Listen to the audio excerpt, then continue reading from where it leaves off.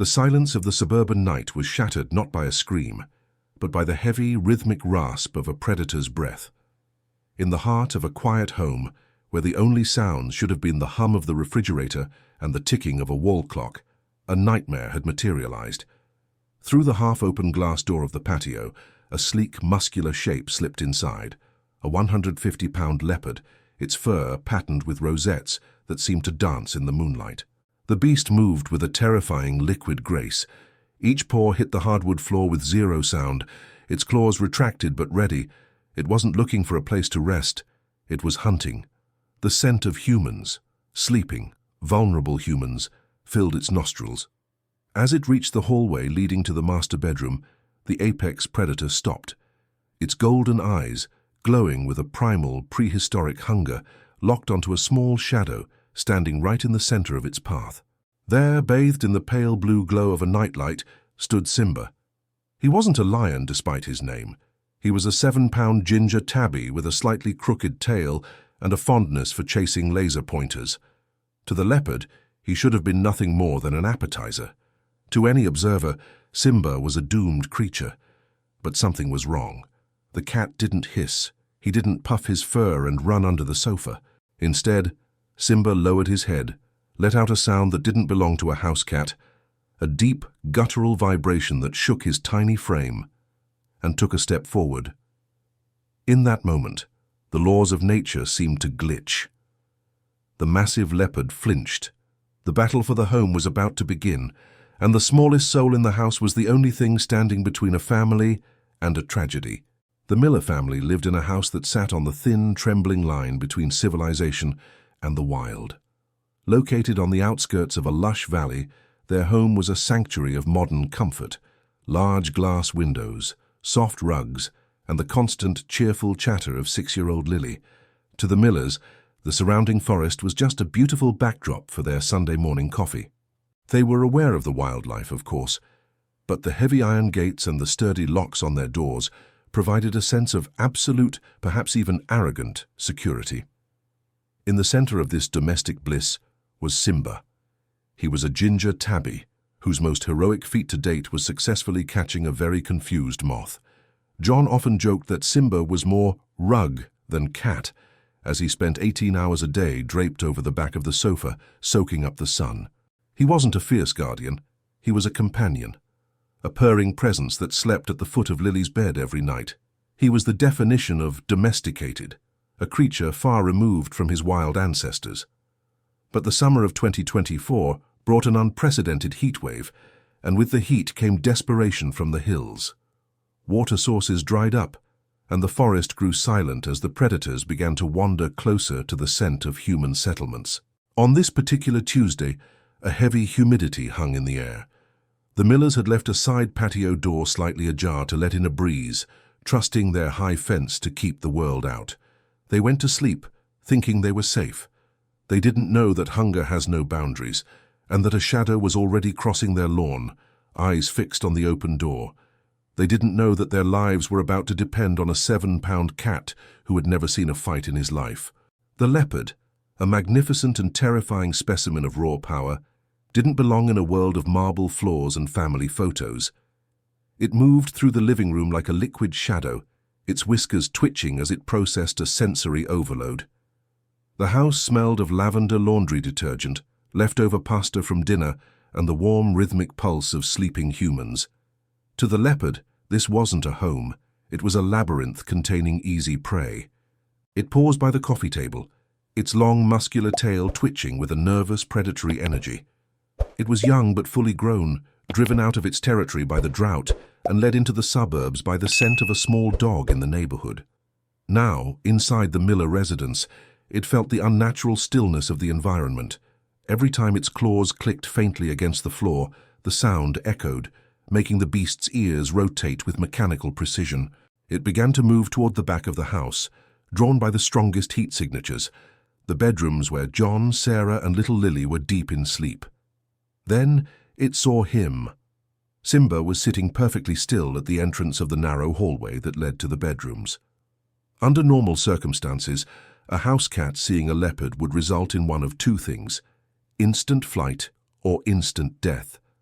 But Simba did neither. He didn't puff his tail into a bottle brush. He didn't let out the high-pitched defensive screech of a terrified pet. Instead, Simba was crouched low, his belly nearly touching the floor, his ears pinned back flat against his skull.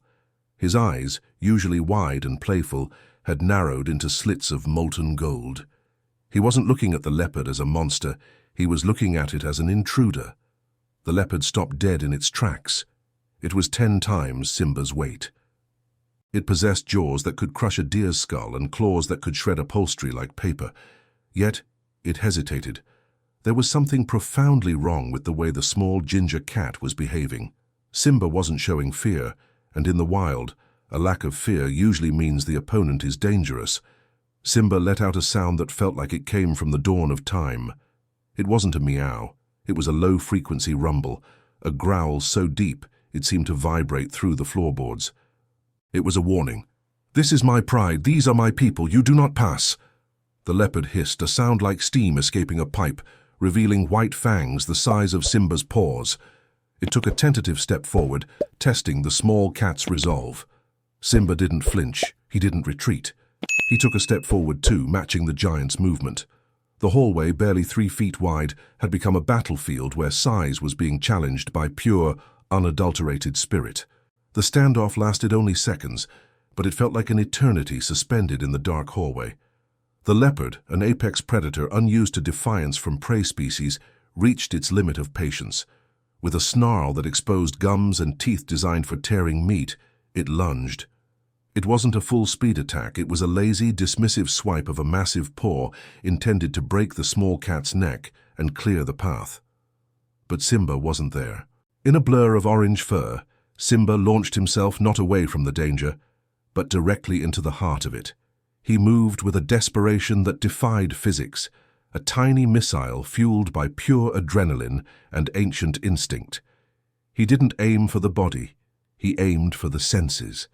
Simba latched onto the leopard's face, his 18 claws sinking deep into the sensitive skin around the predator's eyes and nose. The sound that erupted from the leopard was horrific, a blend of shock, pain, and feline rage that echoed through the entire house like a thunderclap. The massive beast thrashed violently, slamming its head against the wall to dislodge the attacker. Drywall cracked. A framed picture fell and shattered. Simba held on for dear life, his small body whipped back and forth like a ragdoll, screeching a war cry that was entirely unrecognizable as belonging to a domestic cat. In the master bedroom, John jolted awake. The sounds coming from the hallway weren't the usual house noises. It sounded like a life-and-death struggle in the Serengeti. His heart hammered against his ribs. Beside him, Sarah sat up, gasping. "John? What is that? Where's Lily?" "Stay here," John whispered, his voice trembling. He grabbed the heavy flashlight he kept on his nightstand, a pitiful weapon against what his mind was imagining, but it was something. He crept to the bedroom door, his hands sweating on the knob. The noises outside were escalating, heavy thuds, guttural roaring, and that persistent, terrifying screeching from Simba. John threw the door open and clicked on the high-powered beam. The light cut through the darkness and illuminated a scene of absolute chaos. The hallway wall was smeared with blood, he couldn't tell whose. The massive leopard was rearing up on its hind legs, shaking its head violently. And there, unbelievably, was Simba, a tiny orange burr stuck to the side of the leopard's face, battered and bleeding, but refusing to let go. The leopard's golden eyes, now wide with panic and fury, locked onto the sudden blinding light, and the man standing behind it. "Whoa, okay, I actually need to take a breath here because my heart is pounding just telling you this. It's terrifying to imagine this happening in your own home, isn't it? That feeling of safety just vanishing in a second. If you are feeling this tension right now, if your stomach is in knots rooting for brave little Simba against those impossible odds, just drop a Team Simba down in the comments below. It helps me know we're all experiencing this roller coaster together. And hey, if you want to be part of this little corner of the internet where we share stories that actually make you feel something, we'd love to have you stick around. You're always welcome here. Okay. Deep breath. John has the flashlight on the beast. Let's see what happens. The air in the hallway was thick with the metallic scent of blood and the wild, musky odor of the predator. John stood frozen, the flashlight beam trembling in his hand. He saw the leopard, a mountain of muscle and spotted fur, towering over his tiny cat. The leopard gave one final violent shake of its head, and Simba was thrown against the wall with a sickening thud. For a heartbeat, the house went silent. The leopard, now free of the orange demon that had been clawing at its face, fixed its gaze on John. Its ears were flat, its eyes dilated into black voids of aggression. It crouched low, its haunches tensing. It was preparing to spring at the source of the light. "John, get back!" Sarah's voice screamed from behind the door, but John couldn't move. He was staring death in the face. But then a miracle happened. Simba, who should have been unconscious or dead after such a fall, scrambled back to his feet. He didn't run to John for protection. He didn't hide. He moved back into the center of the hallway, placing himself directly between the leopard and his owner. His fur was matted with blood and one eye was swollen shut, but he let out a hiss so loud and so primal that it sounded like a jagged rip in silk. He arched his back, making himself look as large as possible, and began to advance on the leopard again. The leopard hesitated. In the wild, predators follow a strict cost-benefit analysis. A meal isn't worth a debilitating injury. This house cat wasn't acting like prey. It was acting like a suicide attacker. Between the blinding white light of the flashlight and the relentless, fearless tiny beast in front of it, the leopard's predatory instinct shifted into survival mode. This territory was defended by something it didn't understand. With a sudden guttural huff, the leopard turned. It didn't attack. It fled. It bounded back through the living room, its heavy paws thumping against the floor. John finally found his voice and began to scream, banging his heavy flashlight against the walls to create as much noise as possible. The leopard didn't look back. It reached the patio door and launched itself through the opening, disappearing into the blackness of the forest like a ghost returning to the shadows. John slammed the sliding door shut and locked it with shaking hands, his breath coming in ragged gasps. He collapsed to his knees, the adrenaline leaving his body as quickly as it had arrived. Only then did he look back toward the hallway. Simba was still there. He was sitting at the entrance to the hallway, his head held high, watching the door. He waited until he was absolutely sure the intruder was gone. Then, and only then, did his small legs give out. He slumped onto his side, his tiny chest heaving, his job finally done. The aftermath was a blur of blue lights and frantic whispers. When the police and wildlife experts arrived, they found John sitting on the hallway floor, cradling a blood-stained ginger cat in his arms, like a precious relic. The officers looked at the gouges in the drywall and the shattered glass, then at the 7-pound animal, and shook their heads in disbelief. "You're lucky," one of them said. "That leopard was looking for a kill.